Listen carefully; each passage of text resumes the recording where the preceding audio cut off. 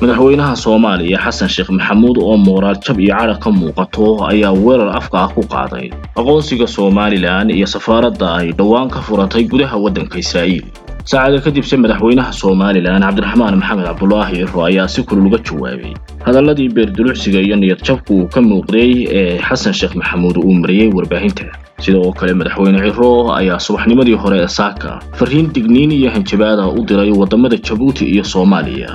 oo uu sheegay faragelin qaawan inay ku hayaan Jamhuuriyadda Soomaaliland. haddaba sidee ayuu dhacay dagaalka weerar iyo weerar celiska ahaa ee dhex maray madaxweynaha Soomaaliland Cabdiraxmaan Maxamed Cabdullaahi Cirro iyo madaxweynaha waqtigiisu dhamaaday ee Soomaaliya Xasan Sheekh Maxamuud? maxay ahaayeen qodobada culus ee la isu adeegsaday iyo sida loogu kala gacan sareeyay weerarkii afka ahaa ee maanta dhex maray Muqdisho iyo Hargeysa? warbixinteennan ayaynu ku falaqaynaynaa. subaxnimadii hore ee saaka madaxweynaha Soomaaliland Cabdiraxmaan Maxamed Cabdullaahi Cirro ayaa markii salaada ciidda la tukaday waxa uu sheegay Soomaaliya iyo Djibouti inay ku hayaan faragelin qaawan Soomaaliland, waana markii ugu horeysay ee madaxweyne Cabdiraxmaan Maxamed Cabdullaahi Cirro uu labadan wadan afka ku dhufto sheegana inay yihiin cadowga Soomaaliland. wixii intaa ka horeysayna weerihiisu waxa ay u badnaayeen duurxul iyo diblomaasiyad hadal, balse haatan waxa ay u muuqataa in la isu bareeray oo galka seefta laga saaray. madaxweyne Cabdiraxmaan Maxamed Cabdullaahi Cirro ayaana daboolka si cad uga rogay in Soomaaliya iyo Djibouti ay Soomaaliland ku hayaan weerar qaawan oo faragelin ah, taasi oo ah mid aan loo dulqaadan karin. shacabka Soomaaliland ayaana waxa uu ku baraarujiyay in haatan cadowga ay leeyihiin in noloshooda ka xumi uu kii qarsoonaa iyo kii muuqdayba ay ismuujiyeen tan iyo markii ay dowladda Israa'iil aqoonsatay Soomaaliland 26 Diseembar ee sanadkii galbaday ee 2025. madaxweynaha uu hadalkiisa sii wata ayaa waxa uu intaas ku daray in xasilooni darrada iyo arrimaha nabadgelyada ka soo horjeeda ay yihiin kuwa ay ka faa'iideysan karaan cadowga Soomaaliland, isagoo si gaar ah farta ugu fiiqay wadamada Djibouti iyo Soomaaliya. haddaba maxay tahay faragelinta qaawan ee madaxweyne Cabdiraxmaan Maxamed Cabdullaahi Cirro uu ka digay, taasi oo gaadhay heer duurxul iyo diblomaasiyad hadal laga baxo oo uu si cad u tilmaamo oo qaawan wadamada Soomaaliland faragelinta ku haya? ilowladii ay warbaahinta xogaal heshay ayaa sheegaya in Djibouti iyo Soomaaliya ay isku garabsanayaan sidii ay gobolada galbeedka gaar ahaan gobolka Awdal uga fulin lahaayeen qalalaase iyo iska horimaadyo ka dhan ah Soomaaliland, kuwaasi oo ay dhaqaale tiro badan u adeegsanayaan sidoo kalena doonayaan mar uun inay ku guuleystaan. isku dayadan oo marar badan ay fiilla Soomaaliya iyo Ismaaciil Cumar Geelle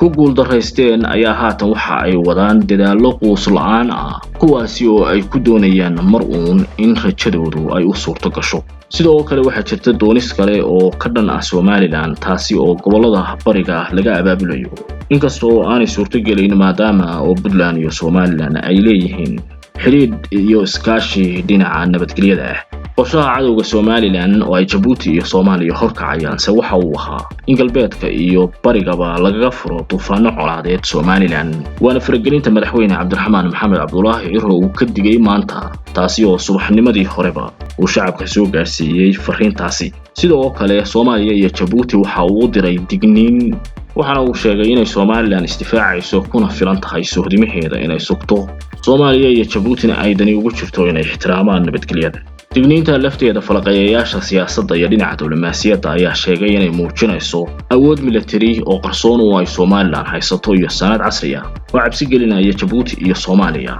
waana sababta keentay markii ugu horeysay madaxweyne Cabdiraxmaan Maxamed Cabdullaahi Cirro inuu sidaasi qaawan u hadlo oo meel iska dhigo duurxulkii iyo diblomaasiyaddii looga bartay. intaasi kadib madaxweynaha waqtigiisu dhamaaday ee Soomaaliya ayaa weerar ka soo qaaday masaajidka dhexdiisa. caadada oo aan xilliyada Xasan Sheekh Maxamuud uu ka soo hadlo masaajidka waa mararka ay xaaladdu ugu adag tahay ee albaab waliba uu ka soo xidhmo, iyadoo caro iyo murugo badan ay ka muuqato wejigiisa. ayuu weerar afka ah ku qaaday aqoonsiga Soomaaliland iyo safaaradda ay ka furatay gudaha waddanka Israa'iil dhawaan, waxaana uu sheegay waxaan u qalmin calankii tawxiidka lahaa in lagu sameeyay, isagoo beerdulsanaya dadka reer Soomaaliland. inkastoo uu soo qaatay magaalooyin kooban ayaa waxa uu sheegay inay gacanta ka qabanayaan madaxweynaha haatan talada haya ee Cabdiraxmaan Maxamed Cabdullaahi Cirro oo aanay ahayn wax lagu sii eegan karo Soomaaliland tallaabooyinka ay haatan qaadayso. waxa uu si weyn uga muraad dilacsanaa Xasan Maxamuud safaaradda ay dhawaan ka furatay Israa'iil, isagoo masaajidka dhexdiisa ka qiraya dalnimada Soomaaliland ayaana waxa uu sheegay in aanay marnaba ahayn wax la daawan karo Somaliland oo safaarad ka furanaysa magaalada Qudus iyo calankii tawxiidka lahaa oo halkaasi laga taagay sidii caadada ahayd hadalka Xasan Maxamuud ayaa waxa uu u qaybsanaa saddex qodob oo kala ahaa hanjabaad calaacal iyo baryootan taasi oo lagu yaqaano intii uu talada hayay mar walba oo xaaladda diblomaasiyadeed ay ku adkaato ama si albaabada dibadeed ay ku soo xidhmaan inuu masaajidka galo sidan oo kalena uga soo dhex hadlo iyada oo aanay ahayn markii ugu horeysay waxaana uu ahaa qodobkiisa koowaad ma aqbalayno aqoonsiga iyo jiritaanka Somaliland waana soo afjaraynaa aqoonsiga Israa'iil oo maaha wax sii soconaya ama se suurtagelaya qodobka labaadna waxa uu ahaa baryootan dadka reer Somaliland ku aadan iyagoo arka bahalnimadiisa iyo qaabka uu noloshooda uga xun yahay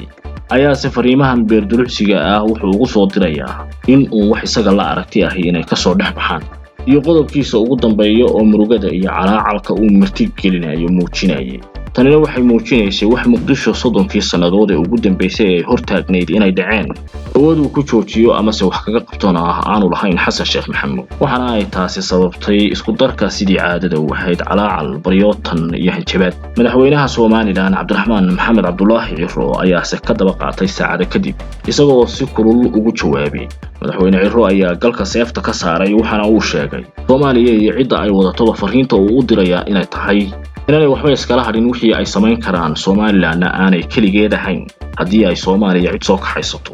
madaxweyne Ciro ayaa sheegay xamar oo kaliya haday xagga Somaliland u soo kacdona inay iskaga filan yihiin oo shacabka reer Somaliland aqoonsigooda iyo noloshooda inay difaacdaan ay diyaar u yihiin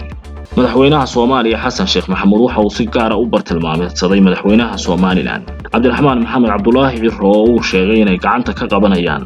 talada Somaliland balse Cabdiraxmaan Ciro hadalkiisa ku jeesjeesaya ayaa sheegay in Somaliland aanu gacanta ka qaban karin sidoo kalena waxba ka bedeli karin calanka Somaliland laga taagayo Qudus oo uu yahay kii ay 30 sanadood Somaliland la soo bariyaysay inay aqoonsadaan iyadoo xamar garan weyday wanaagii iyo garashadii ay Somaliland ugu tagtay 1960kii iyadoo ku abaalguday guuldarrooyin iyo gaboodfallo waaweyn oo ka soo gaaray dadka reer Somaliland midnimadii hongada iyo haruubka maran lagala soo noqday ee ay 1960kii la qaateen Soomaaliya ugu dambeyn madaxweyne Ciro ayaa daboolka ka rogay Xasan Sheekh Maxamuud waxba inaanu awoodin Somaliland haatan waxba uga baahnayn haddii uu isku dayo weeraro toos ah iyo inuu dalal shisheeye soo kaxaystana Somaliland aanay kaligeed ahayn sida ay falaqayaasha siyaasadda iyo diblomaasiyaddu isku raacsan yihiin hadallada ay hawada isu mariyeen madaxweynaha Somaliland iyo madaxweynaha waqtigiisu dhamaaday ee Soomaaliya ayaa waxa ay muujinayaan in wada hadal iyo weerar afka ah uu dhamaaday oo saacad kasta ay iman karaan weeraro toos ah oo Somaliland lagu soo qaadaa marka hadallada hawada la isu marinayo iyo fariinta aan looga baran madaxweynaha Somaliland Cabdiraxmaan Ciro ee uu saaka subaxnimadii hore ku dhabar taabtay wadamada Djibouti iyo Soomaaliya la isku lifaaqo tanina waa xaalad ay dadka reer Somaliland u diyaarsan yihiin inay difaacdaan aqoonsigooda iyo noloshooda maadaama oo aanay cidna duulaan ku ahayn marka la qiimeeyo hadallada ay hawada isu mariyeen madaxweynaha waqtigiisu dhacay ee Soomaaliya iyo madaxweynaha Somaliland oo la daalaa dhacaya caqabadaha siyaasadeed iyo culaysyada ka taagan magaalada Muqdisho iyo nin baanaya oo hanjabaad iyo digniin hawada marinaya haddii la gadaraysto inuu isdifaaci doono